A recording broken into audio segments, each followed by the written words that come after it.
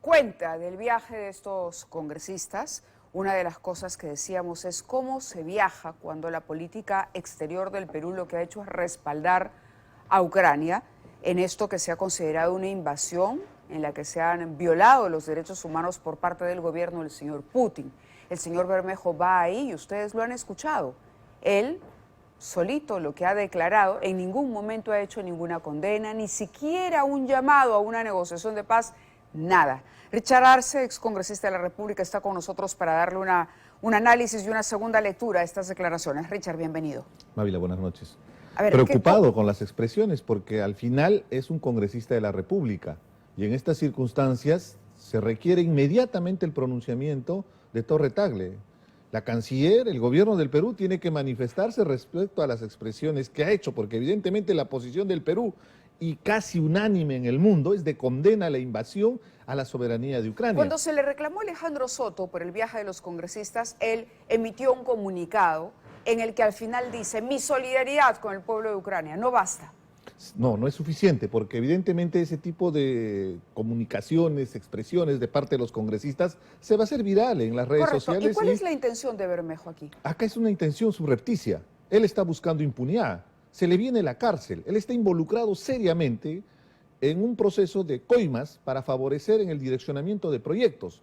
Sus propios atláteres, esbirros diría, porque eran trabajadores del Congreso. ¿Con Rusia? No, en el sentido de que está buscando asilo político. Para eso está haciéndole el guiño de ojo en este tipo de eventos, porque necesitas que alguna embajada que simpatice con tus ideas te dé la posibilidad, porque entenderemos que en el derecho internacional él fácilmente, para evadir la justicia, puede solicitar asilo político, y al solicitar asilo político está en la prerrogativa del gobierno ruso. Tenemos una embajada de Rusia en Lima, así como hizo Pedro Castillo, tratar de fugar a la embajada de México. Cuando él habla de lo que ocurre en el Perú, por ejemplo, del bloqueo a la Asamblea Constituyente y demás, y del tema de la democracia y qué sé yo, él se está proponiendo como una víctima. Para decir que es un perseguido político. Lo que no está sabiendo la comunidad internacional es que Bermejo está involucrado seriamente, y la Fiscalía ya lo tendría inclusive con un requerimiento de prisión preventiva, pero como es congresista, necesita que el Congreso se habilite y que evidentemente la fiscal de la Nación proceda. Eso está por encima de la posibilidad que alguna gente deslizaba, o que algunas voces deslizaron, de contar con financiamiento o hacer una campaña de modo que reciban algún apoyo económico, digamos. Puede ser una posibilidad, pero es contradictorio, Mávila. A mí me causa mucha indignación esa forma perversa de interpretar la situación mundial, pero de manera interesada, en función de mi ideología. Condenamos la invasión de Estados Unidos a Irak, Afganistán, creo que se ha demostrado que nunca hubo armas de destrucción masiva, pero lo que ha hecho Rusia, y además la historia de Rusia, si estamos hablando de Rusia, habría que recordarle a Stalin, ¿no? Si sentimos indignación por el holocausto nazi, en el caso de Stalin estamos hablando de 25 millones de muertos, según el reporte que se tiene de la historia rusa. Imagínate la realidad que sería de los gulag, donde hubo violaciones a los derechos humanos, o vamos más a tiempos más contemporáneos. Lo que está sucediendo en Ucrania. Una investigación o pedirle los descargos al señor Bermejo. Ya no hablemos solamente ante la Fiscalía que lo está investigando, sino en el propio Congreso, por parte de la Comisión de Ética, por ejemplo, lo que él va a argumentar, Relaciones Exteriores. Lo que él va a argumentar como congresista no está sometido a mandato imperativo. Es lo que establece la Constitución y está en su libertad de expresión, pero que lo haga a título personal, no a nombre del país. Lo que sorprende es que el 10% de los congresistas están en Rusia, a cambio de un pasaje, a cambio de viáticos para disfrutar. Probablemente están haciendo un viaje de turismo, no entienden la magnitud de la irresponsabilidad y sobre todo siendo hombre de izquierda. Un hombre de izquierda defiende, y una mujer de izquierda defiende la democracia, defiende los derechos humanos. Si empezamos a ver, en Rusia no hay ninguna democracia, es un régimen totalitario, donde inclusive persiguen a sus opositores políticos. Ahí está Navalny. Hace poquito hubo un atentado contra el líder del grupo Wagner, que se atrevió a rebelarse contra Putin. A nivel mundial está condenado, no sé, es tan evidente, hasta en el fútbol, Mávila. No participó en el último Mundial de Fútbol en condena a la invasión que ha hecho Rusia a un país soberano como Ucrania y todo lo que representa un ataque militar sobre civiles y lo que realmente no estamos conociendo de la magnitud de lo que significa una guerra. En este momento debería haber más bien una vocación de paz, como siempre fue la posición peruana. ¿Qué convocatoria tiene todavía en el Perú Guillermo Bermejo? Tiene su sector, habría que aceptar. De los que están ahora en Rusia, es una persona que es grandilocuente, que tiene capacidad, que no es ningún ingenuo. Él sabe la historia de Rusia, él sabe quién fue Putin. No, correcto. Pero qué capacidad. Nikita Khrushchev. Porque se decía que era el nexo del gobierno de Castillo, por ejemplo, con cocaleros ilegales. Es evidente que tiene su sector. Ahí tiene mucho que explicar sobre su relación que tenía en el BRAE, pero sobre todo, lo que ahorita nos interesa a todos los peruanos son estos actos de corrupción que sus propios, yo diría, esbirros, eran sus trabajadores bajo la sombra.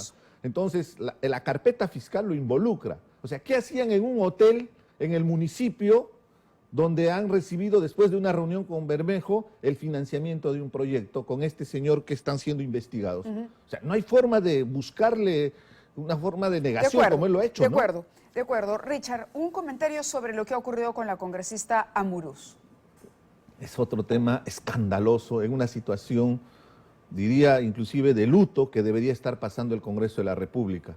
Estos días ha sido muy duro porque hemos visto que un sector de mis compañeros de izquierda han estado inclusive burlándose de una situación que nos puede pasar a cualquiera. La muerte nos desnuda como ser humano. Había fallecido Nana Guerra García, la congresista Amurús.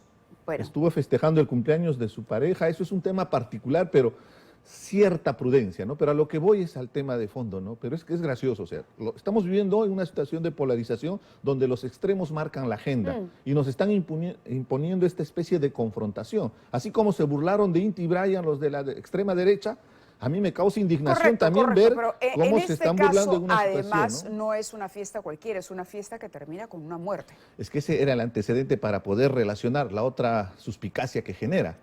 La señora Amurús es parte de la bancada de Patricia Chirinos. Y es bastante curioso que el que esté involucrado en este crimen, porque participó en la fiesta, o sea, ¿con quién te juntas? Dime con quién andas y te diré quién eres. Es de una organización criminal que está muy asociado al tema del Callao, al tema de los cuellos blancos, y qué paradójico, ¿no? El destino, que ellos estén yéndose contra la Junta Nacional de Justicia, que justamente pretenden controlar el poder, y además hay el tema de los cuellos blancos. Sobre las imágenes que estamos viendo y sobre lo que ocurrió con la congresista Amurús, pareciera que el detenido, pareciera que a la persona que se ha detenido, no sería la persona que habría disparado, sino el hermano. Y el hermano, y lo ponemos esto en condicional, porque evidentemente la policía tendrá que hacer investigaciones y tendrá finalmente que aplicar la prueba de absorción atómica, que parece que está todavía, que no llegan los resultados. Pero lo concreto es que el sindicado o el sospechoso habría fugado a Colombia. Entonces, claro, uno se pone a preguntarse qué pasa con el Congreso. Investigaciones que no se producen, estamos viendo ahora la Comisión de Ética ha blindado y ha salvado a Alejandro Soto de las denuncias. Por un lado, no se citaría a la congresista Amurús, es una actividad privada. Escuchaba al congresista Bazán decir que esto no ameritaría que ella sea retirada de la mesa directiva, pero a ver, alguna explicación, ¿no? Tenemos el movimiento migratorio, por ejemplo, del hermano de la persona que habría salido a Colombia, ¿no? Sospechosamente a tu hermano lo detienen por asesinato y tú viajas a Colombia. Hay algo que no cuadra en esta historia, hay algo que definitivamente no está bien.